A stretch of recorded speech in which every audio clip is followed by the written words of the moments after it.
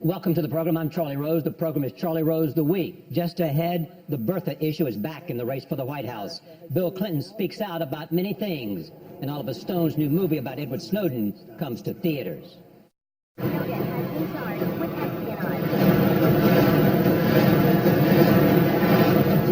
idea what it's like to be accountable for other people's lives.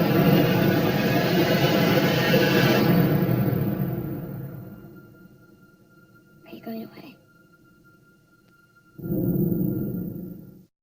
We will have those stories and more about what happened and what might happen. And so you began how? It's just completely raw. Is it luck at all, or is it something else? He made the world aware. What's the object lesson here? It takes time to undo this. Tell me the significance of the moment. This was the week questions about the private foundations of both major presidential candidates was in the news. Hillary Clinton returned to the campaign trail, and Stan Wawrinka took top honors at the U.S. Open. Here are the sights and sounds of the past 7 days.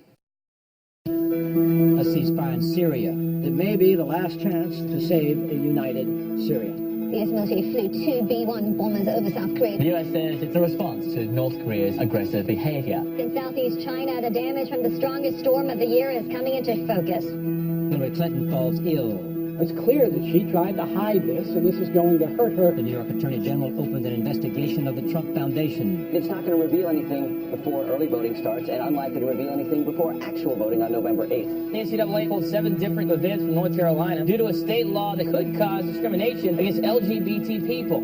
Colin Powell's emails are hacked. Yeah, he's obviously not happy with his choice for the presidential campaign, and that doesn't make him any different from a large portion of the electorate. Drivers in China were dodging more than wind and rain. They also had to watch out for a giant inflated moon rolling through the streets. Hillary Clinton, of course, not feeling well, and here's the interesting thing, Donald Trump is being nice about it. He said, I just hope she gets well and gets back on the trail. I mean, forget Hillary. Is Trump okay? I think he has a concussion. The last man standing, Wawrinka, dethrones the world number 1. I don't know what's happening right now. 15 years since the terror attacks on 9/11, the country paid tribute. 9/11 remembered. Together, there's nothing we Americans cannot overcome.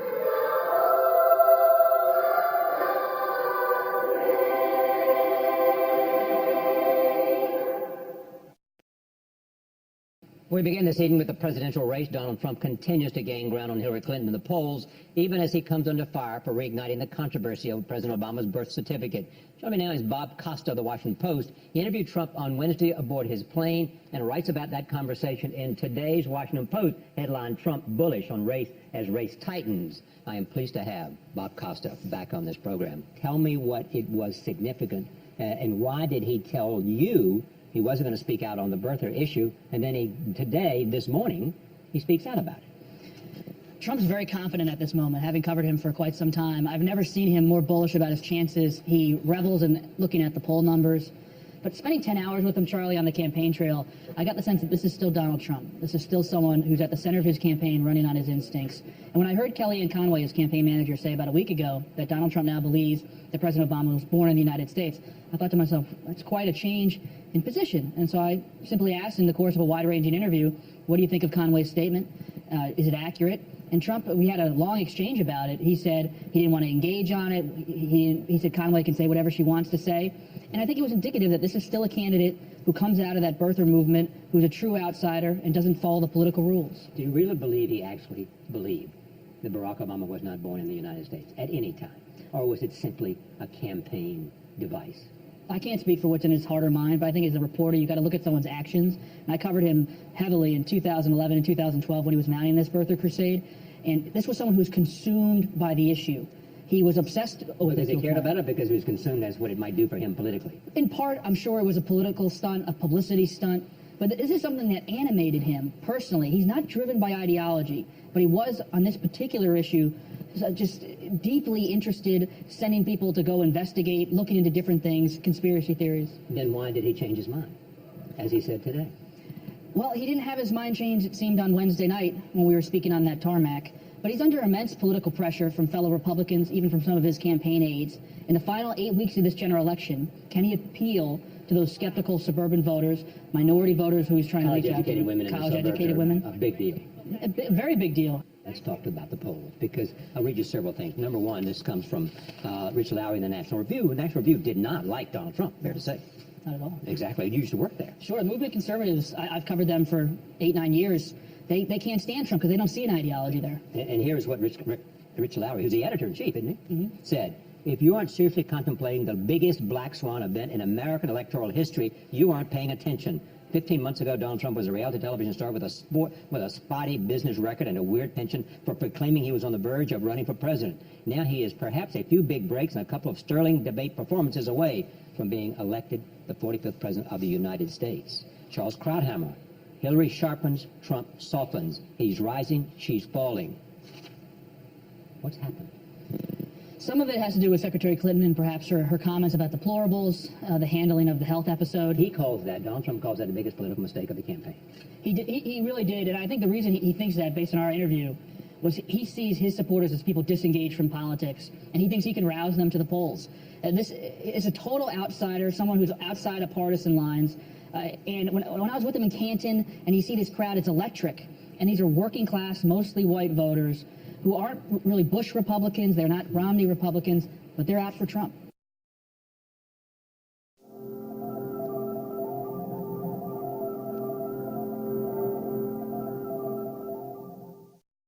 Joining me now is Nick Confessori, who is covering the campaign for the New York Times. I'm pleased to have him again in our studios, but at a different table. Welcome. Hey, Charlie, how are you? So Donald Trump gave a press conference. We now speak at lunchtime on Friday and talked about the birther issue. What did he say, and why did he say it at this time? He finally said that President Obama was born in this country. He also said incorrectly, he lied and said that Hillary Clinton had spread the rumor in the first place, and that he has now gotten to the bottom of it. So in his weird way, he seemed to have put it behind him without actually acknowledging his role in starting it in the first place. I think the reason he did it was to provide some clarity on his position. He's been hounded about it by the press. His campaign probably wanted to put it behind him. And of course he did it in a classic Trumpian way, which is to not admit any error or mistake, but still somehow say the right words about President Obama's birthplace. And he did it after there was a long interview with him by Bob Costa, in which he refused to say anything about it. And then today, he says something about it.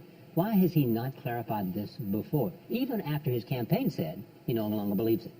I think there is an appetite for this theory, this conspiracy theory, among some of his supporters. I think in his own mind, probably he thinks it tweaks the president, it tweaks the Democrats. On the other hand, it was also an idea that he was the major proponent of for 5 years. I think he had a hard time backing away from it and acknowledging any error. What we saw today was not an acknowledgement of his mistake, but at least, again, stating the correct facts about the president's birthplace. Is he in any way hostage to those early supporters who performed, who gave him his first substantial core support in this presidential race? He is 100% hostage to them because it is the core of his support. He's shown time and time again that instead of pivoting in some way, in a general election way on immigration, let's say, he will not do it because he does not want to lose the passion of those core supporters. They are the people who bought him to the primary. They are the 40% that are backing him in this general election, and he can't lose them. He is now neck and neck in national polls, respected polls, within a point or two, even in important states, in decisive states. If it is just these core supporters, I mean, he obviously has gotten support somewhere else, because a lot of people who are supporting him are not of the birther issue or some of the other issues that performed his early support on immigration and other issues. That's correct. I think we're now seeing some tightening with regular Republicans who had doubts about Donald Trump, were really against Hillary Clinton, and I think some of those Republicans are now coming back home and voting for their party's nominee. That is part of it. I think the other part of it is some slippage for Hillary Clinton. I think she has to figure out a way to energize the Obama coalition. He seems to have, and I'm asking the question, more enthusiasm than she does for his candidacy. 2, he seems to poll better on the economic issues, which in the end are what drive many elections. And 3, he seems to be, even though people are not necessarily happy about him, the beneficiary of a change election. Absolutely. Look, I think it's always hard when you're running for essentially a third term for your party. She is running for Obama's third term in a broad sense. It's always a hard sell for voters. It's always been true. It's hard to get that third term. What does she have to do now? I mean, how does she confront a change election? As you said, the third term of an Obama presidency. I think she had to go out there and remind those voters of why they're behind her, of why they care about her. And look, let's remember, she had a bad week. She was hospitalized, or rather she was out with pneumonia. Right. She's off trail for a few days. Being off the campaign trail for a few days at this point in the election does actually have an impact if your supporters are looking for a reason to get excited about you and to not feel a little disquieted by the handling of that announcement, you have to get out there. She is now getting out there. I think there's a good chance we'll see a turnaround in some of these polls in the coming days and weeks. It was a very, very bad week for her. We're seeing some reflection of that. When you look at her campaign, she's got the former president, her husband, campaigning for her. She's got Barack Obama campaigning for her. She's got a lot of surrogates out there. Are they making a difference? Barack Obama and Joe Biden are two very talented retail politicians. Michelle Obama, I think, has an extraordinary kind of reservoir of credibility and trust with American voters. Especially after convention speech. She's making her first foray, I believe, out this week. I think we will see some movement there. I think that the combination of all of these things will be appealing to a lot of people. And again, among the Obama coalition, her challenge is to reassemble that coalition, which had elevated turnout of millennials, of younger voters, of black and brown voters. That is the key to her winning the election. I think it's going to make a difference to have the leader of that coalition come out and stump for her.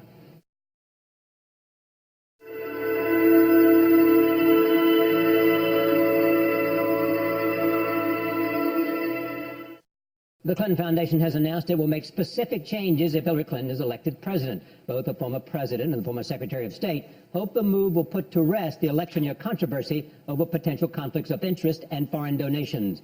On Monday, I sat down with former President Clinton to talk about the foundation and its impact on his wife's candidacy. We talked about many things, but here's that part of my conversation. There has never been a foundation who's disclosed as much as I have. Then why don't people feel trust? Because of the way the disclosed information is selectively used. You know that as well as I do. No, but tell me That's what you mean I said. by If a Martian dropped from outer space, it'd be hard, and just watch our politics unfold. He'd probably say, well, they say they want disclosure, but they don't really, except they do if you can make, like the contributions, so the suggestions that anybody who contributed to my foundation obviously only did it so they'd have some influence with Hillary as Secretary of State, ignoring that I first organized the foundation in 1997 to prepare for my presidential center and library. That many of these contributions were made long before she was Secretary of State by people who had been known to both of us for decades. And that's the sort of thing that, you know what, it makes me feel bad, because the people who are serious about this, that is, who use disclosure to make serious analysis, are the major evaluators, like Charity Navigator or Charity Watch, of foundations. And I noticed on one of the networks the other night, the head of Charity Watch said that if it weren't for the pure politics of it, the Clinton Foundation would be viewed as one of the great humanitarian organizations of our time. You know, I've been over backwards to try to make sure there was no conflict of interest or appearance of conflict of interest. We reached an agreement with the White House before Hillary became Secretary of State about how all donations would be handled and how the foundation would be run. And I've been working ever since Hillary for almost a year now, trying to determine what more we need to do. So I said the other day, if she wins, I'll resign from the foundation board. I won't raise any money. We won't take any foreign money, nor will we take any American corporate money. I know you have said that. And some people then, when you hear you say that, say, then why not do it now? Because there is nothing wrong with what we're doing now, and because I've got to wind it down. Because it takes time to undo this. We've got a lot of lives on the line. For example, the easiest thing for us to do, what we will do, is make the health operations, which gets the bulk of the foreign government money, from places like Norway, Ireland, Canada, the United Kingdom, hardly enemies of the United States, to do work all over the world, but principally in Africa. I will get off the board, and it will be totally independent. Everybody will be satisfied with that. It'll be fine. This is if she's elected. Yeah. And then the Clinton Global Initiative, we've decided that we won't have it anymore. So unless someone else decides to pick up the idea, which I would help them do, because it can't run without the support of corporate sponsors and international contributors. I mean, that's how we've gotten 3,500 commitments that have helped 430 million people in 180 countries. So we can't do that. So we said that. We said that I would resign from the board of my foundation, and I would not raise money for that.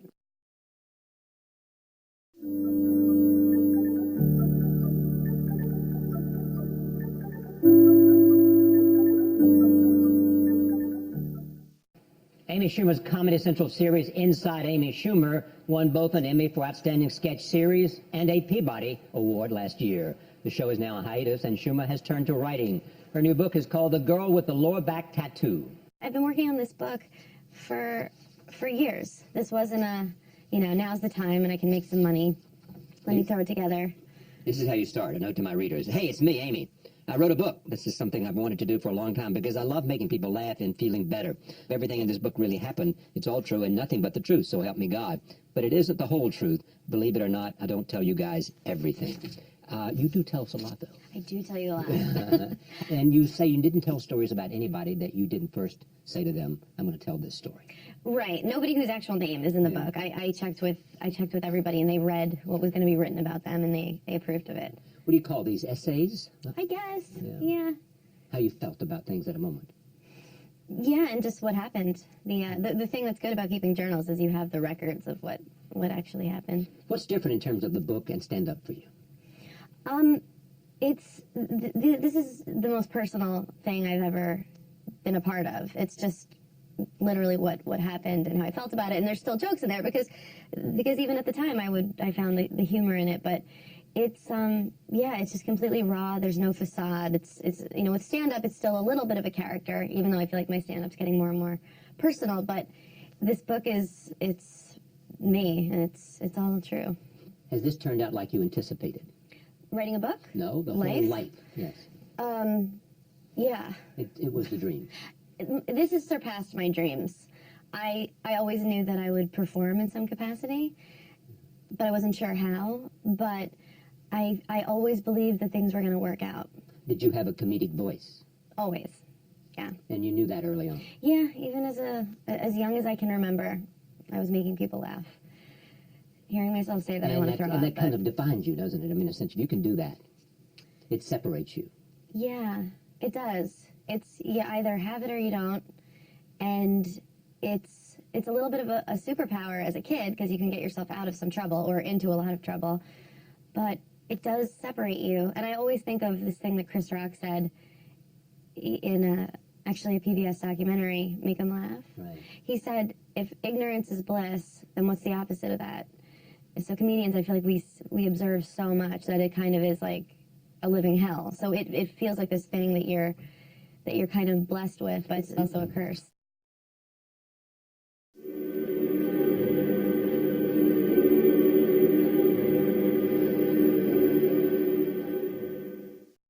Snowden opens in theaters this weekend. It's the new film from Oscar award-winning director Oliver Stone.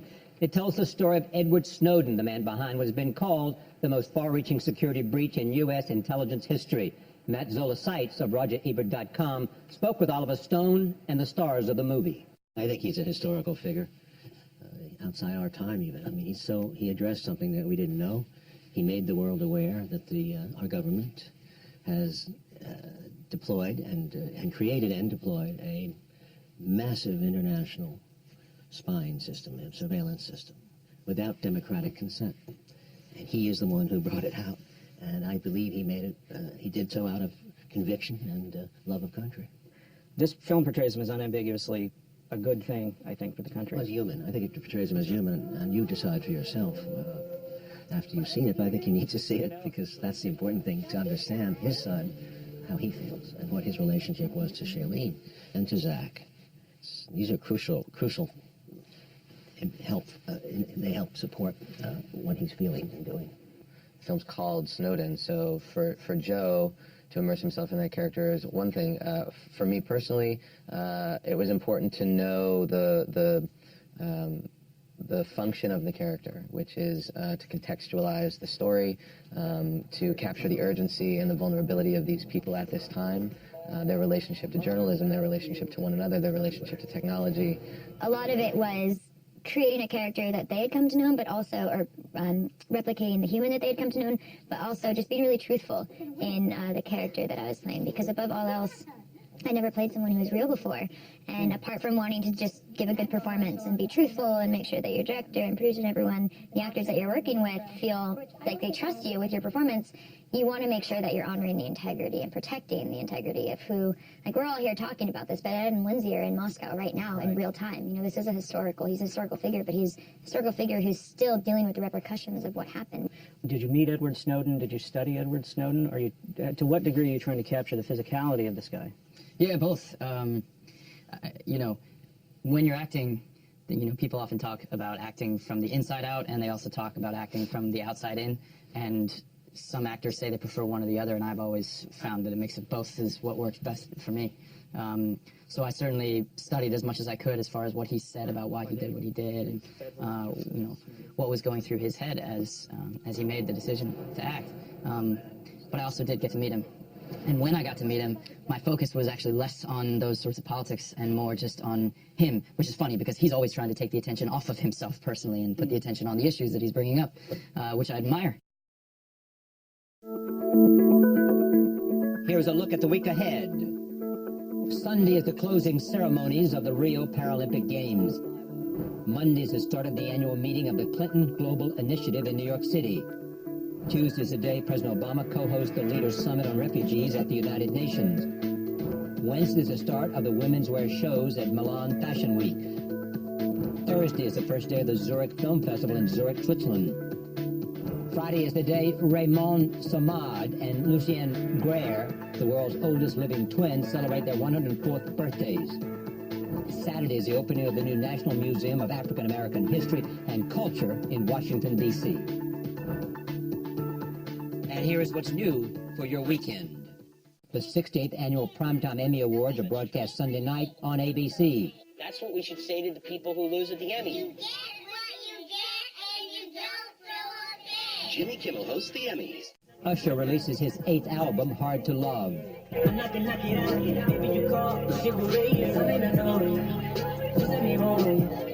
And director Oliver Stone's Snowden, starring Joseph Gordon-Levitt, opens in theaters nationwide. Think of it as a Google search, except instead of searching only what people make public, we're also looking at everything they don't.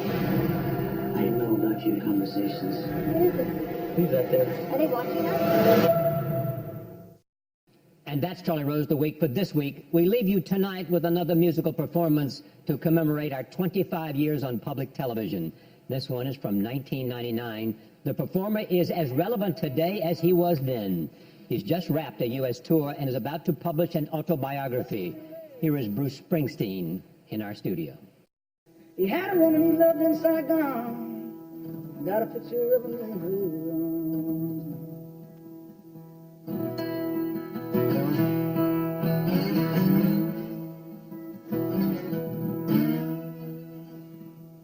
Down the shadow of the penitentiary, out by the gas lines of the refinery. I'm 10 years burning down the road, got no way to move. I'm